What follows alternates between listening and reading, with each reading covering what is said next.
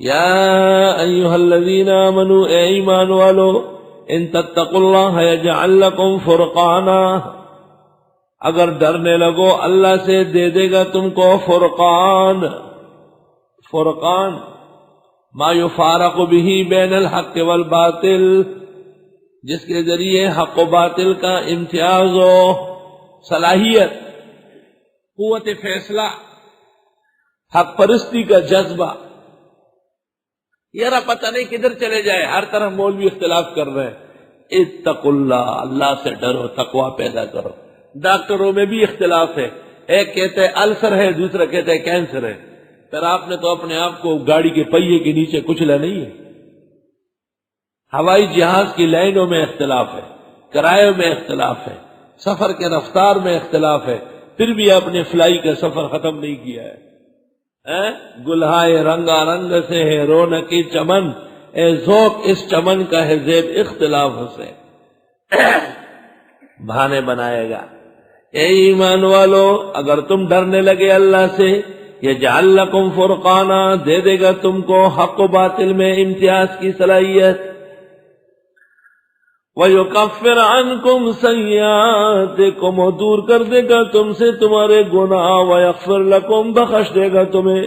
وَاللَّهُ ذُو الْفَضْلِ الْعَظِيمِ، اللہ بڑے فضل والے ہیں۔ رسول اللہ صلی اللہ علیہ وسلم کی سرگرمیاں مکہ مکرمہ میں جب عروج پر ہوئی اور مشرکین نے ہزار رکاوٹوں کے باوجود آپ کی دعوت اللہ اور توحید کو روک نہ سکے، تو مشرکین نے ایک اجلاس کیا۔ دار الندوہ ایک جگہ تھی، وہاں تمام قبیلوں کے سرداران جمع ہو گئے، اور کہ یہ شخص محمد صلی اللہ علیہ وسلم ہمارے سابقہ آبا و اجداد کے دین سے منحرف ہے اور اس کو ختم کرنے کے در پہ ہے، اس کے ساتھ کیا کیا جائے؟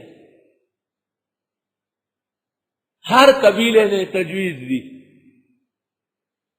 لیکن ایک شخص داخل ہوا، مورخین نے لکھا ہے بہت نورانی چہرہ اور بہت ہی مسکین طبع اور بہت ہی آزمودہ کار، بڑا بارش اور بہت بارونق قسم کا چہرہ بنایا اور بہت ہی زیادہ بڑا پگڑ سر پہ رکھا، اور بیٹھتے ہی رونے لگا۔ لوگ حیران ہوئے کہ مہمان آیا ہے بابا جان اور رو رہا ہے۔ اس نے کہا یہ تو مکہ ہے، کعبہ ہے، تمہیں کم فکر ہے، مجھے اپنی قوم کی فکر ہے کہ یہ فتنہ اگر یہاں سے وہاں پہنچ گیا تو میں کیا کروں گا؟ آبائی مذہب، اجدادی مذہب تو ختم ہو ہی رہا ہے۔ سب نے اس کی طرف توجہ کی کہ جب یہ آنسو سے رو رہا ہے تو اس سے زیادہ پریشان کوئی نہیں ہوگا۔ کہا بابا آپ بتائیں۔ اس نے کہا پہلے مجھے رونے دے۔ کافی دیر تک روتا رہا۔ اس کے بعد کہا کہ بھائی بات سنو، ہر قبیلے سے ایک یا دو آدمی اکٹھے ہو جائے اور رات کو اس پر حملہ کرے تو اتنے سارے قبائل کا مقابلہ بنو ہاشم نہیں کر سکیں گے۔ سب نے کہے تو عجیب بات ہے کہ جب بہت سارے قبائل کے لوگ اس میں شریک ہوں گے تو اتنے سارے قبائل سے دشمنی مول لینا یہ بنو ہاشم کے لیے آسان نہیں ہوگا۔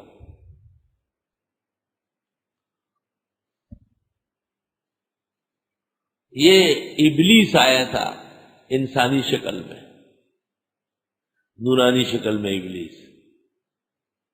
وَإِذْ يَمْكُرُ بِكَ الَّذِينَ كَفَرُوا، اور جس وقت سازش کرنے لگے آپ کے خلاف کافر لوگ، لِيُثْبِتُوكَ، کہ آپ کو قید کر لے، ایک تجویز یہ تھی، او یقتلوک، یا آپ کو قتل کر لے، دوسری تجویز، او یخرجوک، یا آپ کو یہاں سے نکلنے پر مجبور کر دے۔ وَيَمْكُرُونَ، یہ سازش کر ہی رہے تھے، وَيَمْكُرُ اللَّهُ، اور تدبیر فرما رہے تھے اللہ، واللہ خیر الماکرین، اور اللہ بہترین تدبیر ساز ہے۔ حضرت صلی اللہ علیہ وسلم کو وحی آئی، پہلے سے آپ کو اطلاع تھی۔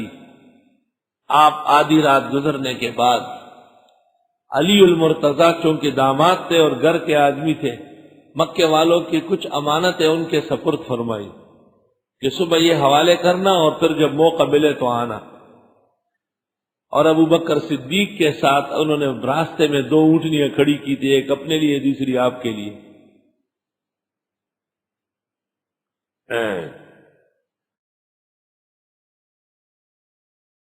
مشرکین چاروں طرف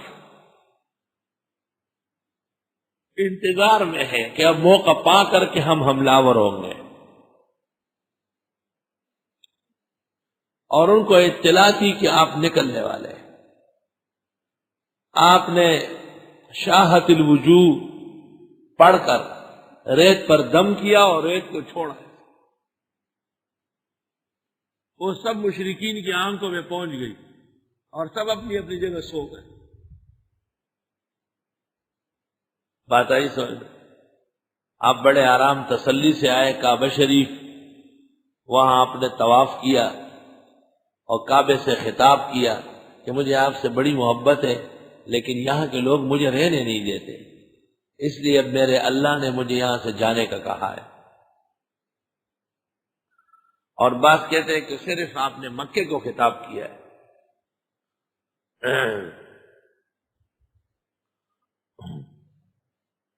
آپ وہاں سے روانہ ہوئے اور مکہ مکرمہ سے نکلنے کے بعد 40 کلومیٹر پر ایک جبل ہے، پہاڑ ہے، بیل کی شکل میں، جبل الصور۔ وہاں جب آپ پہنچے تو خیال ہوا کہ شاید دن ہو رہا ہے، سفید سحر پھیل رہا ہے، سترہ آدمی دور سے نظر آتا ہے۔ تو آپ نے ابو بکر سے کہا یہاں آرام کر لیتے ہیں۔ اونٹنیوں کو چھوڑ دیا، وہ جنگل میں چرنے لگی، اور بھی بہت اونٹ چر رہے تھے۔ ابو بکر صدیق پہلے غار میں داخل ہوئے، کافی دیر تک صفائی کی، اور اس غار میں سوراخ بہت تھے، اور غار میں جب سوراخ ہو تو لازماً اژدہا موجود ہوتا ہے۔ پگڑی اپنی پھاڑ کر ٹکڑے اس میں دے دیے، اور ایک سوراخ رہ گیا۔ جب حضرت سونے لگے تو ابوبکر نے اپنا انگوٹھا اس میں دے دیا۔ ایک شام تھا جو 100 سال سے وہاں رہتا تھا نبی آخر زمان کے دیدار کے لیے، وہ وہاں سے آیا ہر سوراخ سے۔ ابوبکر نے جہاں انگوٹھا رکھا تھا اس کو ڈسنے لگا اندر۔ ابوبکر کو تکلیف بہت تھی لیکن بولتے نہیں تھے، تکلیف کی وجہ سے چہرے سے آنسو گرنے لگے۔ حضرت کا چہرہ تر بتر ہوا، کیونکہ ابوبکر کے ران پہ سر رکھ کے آپ سو رہے تھے۔ اوپر دیکھا کہ کیا ہوا، اور انہوں نے کہا حضرت کوئی اژدہا ہے۔ آپ نے کہا پاؤں ہٹاؤ، جب ہٹایا تو سانپ سامنے آیا۔ السلام علیکم۔ حضرت نے فرمایا یہ تم نے کیا خیر الرجال کو ڈسا ہے۔ اس نے کہا 100 سال پہلے میں نے توریت میں ایک عالم سے نبی آخر زمان کی خبر سنی تھی، تو میں سمجھ گیا کہ میں کہاں دیکھ سکتا ہوں، مجھے تو لوگ دیکھتے ہی مار دیں گے، تو میں اس غار میں رہنے لگا۔ اس نے کہا وہ یہاں جاتے وقت آرام کریں گے۔ اب ابوبکر نے میرا راستہ بند کیا ہے۔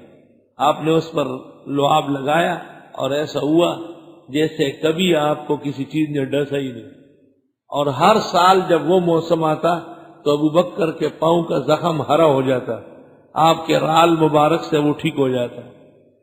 وفات کے بعد جب زخم ہرا ہوا، حضرت تشریف لے گئے تھے، ہرا ہوتے ہوتے 2 سال 3 مہینے 26 دن میں ابوبکر کا وصال ہو گیا۔ تو حضرت کا وصال بھی زہر سے ہے۔ زینب بنت اسلم یہودیہ نے خیبر میں کھانے میں زہر دیا تھا، اور حضرت ابوبکر صدیق کا انتقال بھی زہر سے ہے۔ مشابہت بن نبی حیاً و میتاً۔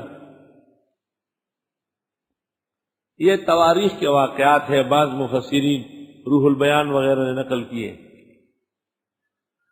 وَإِذَا تُتْلَى عَلَيْهِمْ آيَاتُنَا، اور جب پڑھی جاتی ہے ان پر ہماری آیتیں، قَالُوا قَدْ سَمِعْنَا، کہنے لگے ہم نے سن لی، لو نشاء اگر ہم چاہے، لقلنا مثل ھذا تو ہم بھی کہہ دیں ایسا، ان ھذا الا اساطیر الاولین نہیں ہے یہ مگر افسانے اگلوں کے۔